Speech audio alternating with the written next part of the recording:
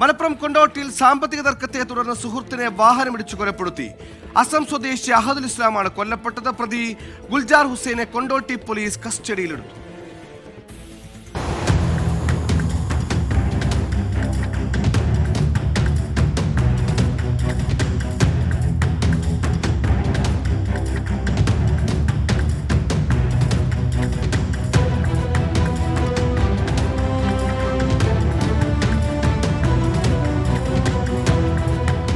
രാത്രി 10-15ഓടെ കീഴ്ശ്ശേരിയിലെ സ്കൂളിന് സമീപത്തായിരുന്നു സംഭവം.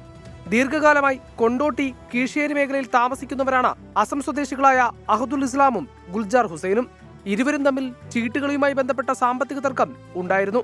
ഇന്നലെ രാത്രി പണത്തെ ചൊല്ലി ഗുൽജാറിനെ അഹദുൽ മർദ്ദിച്ചു. ഈ ദേഷ്യത്തിൽ നടന്നു പോവുകയായിരുന്ന അഹദുൽ ഇസ്ലാമിനെ തന്റെ ഗുഡ്സ് ഓട്ടോറിക്ഷ കൊണ്ട് ഗുൽജാർ ഇടിച്ചു വീഴ്ത്തുകയായിരുന്നു.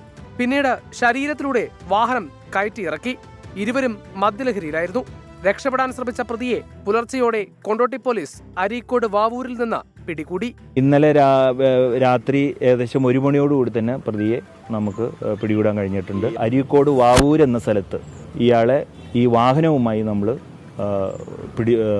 ബന്ധത്തിലെടുക്കുകയായിരുന്നു. ഇവർ ലഹരി ഉപയോഗവുമായി ബന്ധപ്പെട്ട കാര്യങ്ങൾ സംശയമുണ്ട്. അതിനെപ്പറ്റി കൂടുതൽ നമുക്ക് അന്വേഷണത്തിലേ അറിയാൻ കഴിയുള്ളൂ. അത് വാഹനം പോലീസ് കസ്റ്റഡിയിലെടുത്തു. 15 വർഷമായി പ്രതി കുടുംബവുമായി കേരളത്തിലാണ് താമസം. അഹദുൽ ഇസ്ലാമിന്റെ മൃതദേഹം മഞ്ചേരി മെഡിക്കൽ കോളേജിലാണ്.